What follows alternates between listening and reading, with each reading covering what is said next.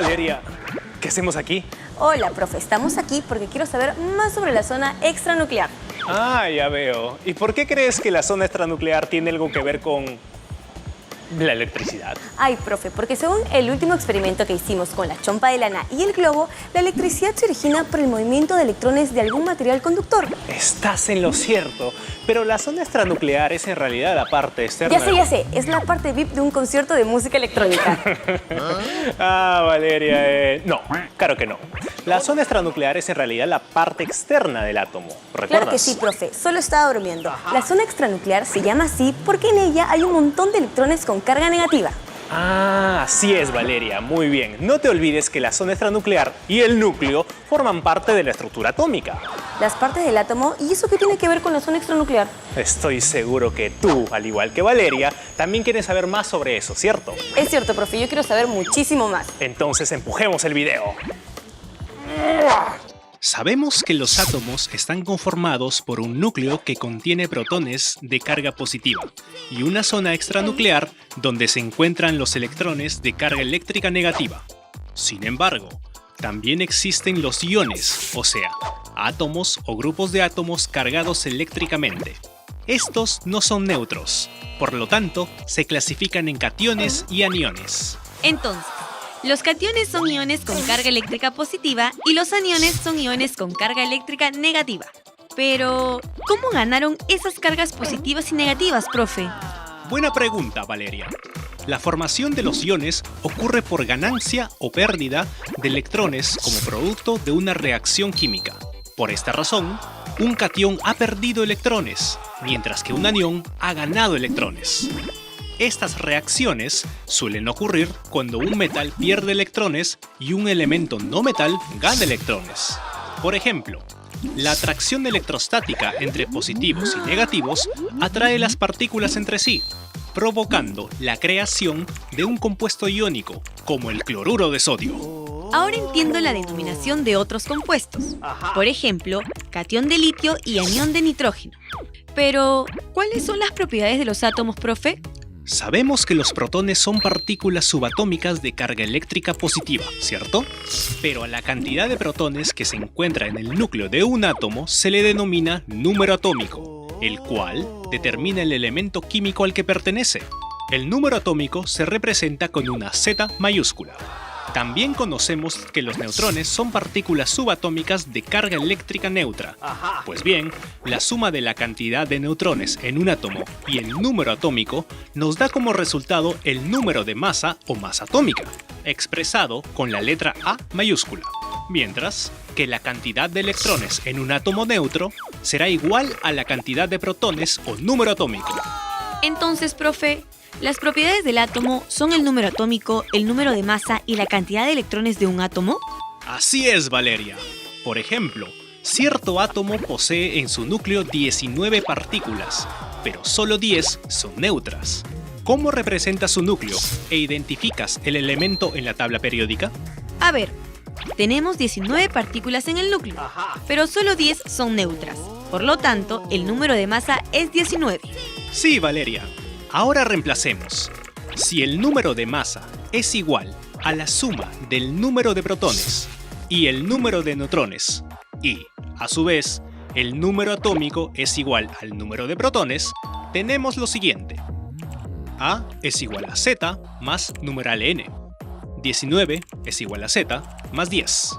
19 menos 10 es igual a Z. Profesor, hemos obtenido 9 como número atómico. Eso significa que tenemos 9 protones o también 9 electrones.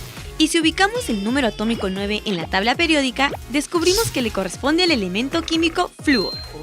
Además, los átomos se pueden agrupar según el criterio más general de considerarlos distintos, si se diferencian de su número atómico, su masa atómica o su energía nuclear. Sin embargo, las especies resultantes de estas agrupaciones suelen ser más numerosas y reciben el nombre de núclidos o nucleidos. Los nucleidos no son una banda de rock pesado, aunque no está mal como nombre. Bueno, como les decía, los nucleidos se agrupan de acuerdo a ciertas características que comparten, y son los isótopos, los isótonos y los isóbaros. Por un lado, tenemos a los isótopos, quienes se agrupan con el mismo número atómico y distinto número másico, mientras que los isótonos se agrupan con el mismo número de neutrones y distinto número de protones. Y, por último, los isóbaros, quienes se agrupan con el mismo número másico y distinto número atómico. Chicos, ¿sabían que los isótopos de hidrógeno tienen el mismo número atómico pero diferente número de masa? De esta manera pueden pertenecer al mismo elemento. Como isóbaros, tenemos al argón y al calcio, dos elementos químicos con 40 de número de masa. Por último, los isótonos de magnesio y sodio poseen igual número de neutrones, a pesar de tener distinto número de masa y número atómico o protones.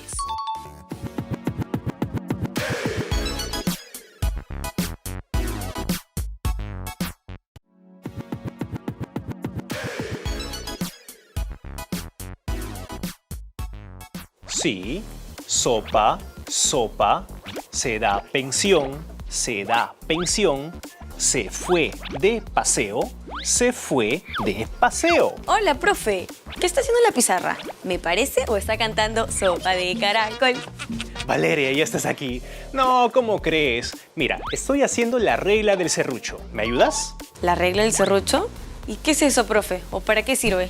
Todo esto tiene que ver con la distribución de los electrones en niveles, subniveles y orbitales de un determinado átomo. Interesante, profe, pero mejor explíquenos un poquito más. Sí, Valeria. La configuración electrónica nos ayuda a distribuir ordenadamente los electrones, mientras que la regla del serrucho es un esquema que utilizaremos para ubicarlos en niveles, subniveles, así nomás.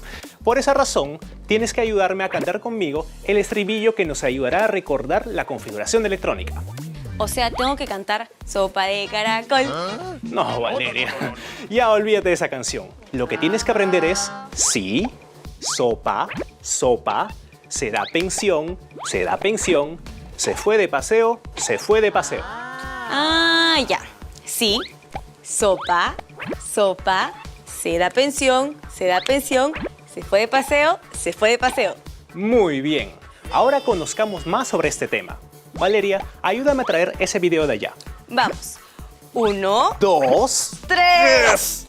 En la historia de los modelos atómicos, desarrollada en el episodio anterior, mencionamos que en 1926, el físico Erwin Schrödinger elaboró una ecuación matemática para calcular la energía de los electrones, obteniendo como resultado los números cuánticos, que son empleados para representar los niveles, los subniveles, los orbitales y la rotación de los electrones de un átomo cualquiera. Profe, recuerde también que los números cuánticos son 4. Principal, representado con la letra N. Secundario o azimutal, representado con la letra L. Magnético, representado con una M. Y por último, el número cuántico spin, representado con una S. Por ejemplo, el número cuántico principal define el tamaño del orbital. Sus valores son las letras mayúsculas o números enteros positivos, mientras que el número cuántico secundario o azimutal indica la región que ocupa el electrón, es decir, el subnivel. Su valor depende del número cuántico principal y varía desde 0 hasta n-1. Asimismo, se puede calcular el número de orbitales por subnivel con la siguiente ecuación. Número de orbitales igual a 2 por el subnivel L más 1. Por ejemplo, si reemplazamos la fórmula vista hace unos instantes, obtenemos los siguientes valores del número cuántico secundario o azimutal. Ojo, cuando su valor es 0 significa que el electrón se encuentra ubicado en el subnivel S, y a partir de aquí tenemos dos opciones. Seguimos reemplazando la ecuación o nos aprendemos este cuadrito. Muy buena demostración, Valeria. Finalmente, tenemos el número cuántico spin. Este se refiere a la dirección o sentido que tiene el giro del electrón en su propio eje. Es de suponer que solo tiene dos sentidos y por ende dos valores. Estos pueden ser horario o antihorario, y menos un medio o más un medio respectivamente. Volviendo al concepto de configuración electrónica. En la zona extranuclear existen niveles y subniveles de energía. Por lo tanto, para hallar los niveles de energía debemos utilizar la siguiente fórmula. 2 por el nivel n al cuadrado. Profe, entonces en el primer nivel existen 2 electrones, ya que si reemplazamos la fórmula tendríamos 2 por 1 al cuadrado es igual a 2 electrones. Ajá. El número 1 indica el primer nivel de la nube electrónica. Entonces, en el segundo nivel existen, veamos, 2 por 2 al cuadrado es igual a 8 electrones. Listo, existen 8 electrones, profesor. Esto es realmente muy sencillo. Así es, Valeria. Ahora solo nos falta aprender sobre los subniveles de energía, cuyos valores determinados van desde el 0 hasta n-1 y se representan con las letras minúsculas S, P, D y F. Si completamos juntos la tabla, será más sencillo aprender los símbolos de los subniveles. El primer subnivel se denomina Sharp, el segundo es el principal, seguido del difuso y el fundamental. Estos subniveles solo pueden tener como máximo 2, 6, 10 y 14 electrones respectivamente, y se les conoce por las iniciales de sus nombres. Profe, entonces la representación gráfica de los niveles de energía sería muy sencilla. Mire, el número del superíndice indica el número de electrones. En este caso, posee solo un electrón. Mientras el número 3 indica el nivel, la letra S indica el subnivel. 3S elevado a la 1. 3 es el nivel, S es el subnivel y 1 es el número de electrones. Sí, excelente, Valeria. Un dato preciso es que en la configuración electrónica existen 7 niveles y 4 subniveles. Eso quiere decir que la cantidad de niveles es la misma cantidad de periodos en una tabla periódica, y los subniveles son las iniciales de Sharp, principal, difuso y fundamental. Oh, profe, ahora entiendo por qué cantaba sí, sopa, sopa, se da pensión, se fue de paseo, se fue de paseo. ¡Qué divertida es la química! Me encanta que podamos recordar con un juego de letras el orden de los subniveles. Es lo máximo, profe. ¿Quién lo inventó? Bueno, Valeria, esos son los recursos que hacen a la química más divertida e interesante. Ah, me olvidaba. Popularmente se le conoce como regla del serrucho, pero en realidad fue un modelo formulado por el físico Niels Bohr. Ya, profe, acompáñeme con el coro. Sí, sopa, sopa, se da pensión.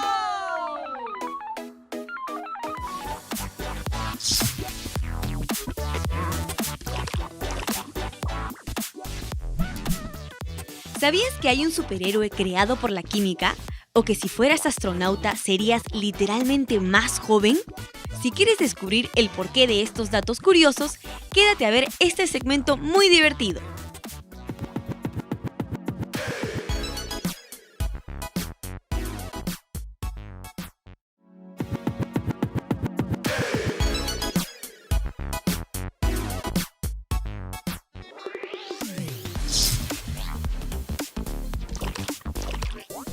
Hola chicos, yo soy Valeria y yo estoy aquí para contarles nuevamente un par de curiosidades sobre química y otros temas muy interesantes. Por ejemplo, ¿sabías que muchas de las películas de superhéroes muestran, en algunos casos, que la naturaleza heroica de sus protagonistas es un efecto de un accidente de laboratorio o un fenómeno de la naturaleza? Sin embargo, en la película de ciencia ficción Ant-Man es distinto, porque lo que distingue el potencial de este personaje deriva de cálculos físicos y químicos. Una demostración de esta afirmación son los cálculos que realizaron para reducir al personaje, con la finalidad de enviarlo al reino cuántico porque allí había una persona atrapada desde hace muchísimos años. Pero ojo, se debe tener en cuenta tanto en la ficción como en la realidad que al disminuir el tamaño de Ant-Man, su fuerza disminuye lentamente en comparación a su volumen corporal. Es por esto que las hormigas pueden levantar objetos mucho más pesados que su masa, y en la película sucede así también. Es por ello que muchos cineastas fueron asesorados por el físico cuántico Spyros Michalakis del Instituto de Información Cuántica y Materia de Caltech, California. ¿Sabías que según la teoría de la relatividad, gravedad y velocidad tienen un efecto muy importante en el tiempo? Y esto es porque si tú eres astronauta y te vas a la Estación Espacial Internacional, te vuelves literalmente más joven, ya que cada 747 días ganas un segundo. Y esto es porque allá el tiempo pasa muy lento. Asombroso, ¿cierto? Ahora, muy pocos saben que un volcán tiene más energía que un tsunami, un terremoto y hasta un huracán. Es por eso que en países como Islandia ya están en funcionamiento las centrales geotérmicas que producen electricidad por medio de los volcanes. Y todo esto gracias a la geotermia, una rama de la ciencia que estudia el calor en el interior de la Tierra y la energía geotérmica. Bueno, esto ha sido todo por hoy. Pero si te gustaron los datos curiosos, entonces no te puedes perder el siguiente segmento. ¡Chao!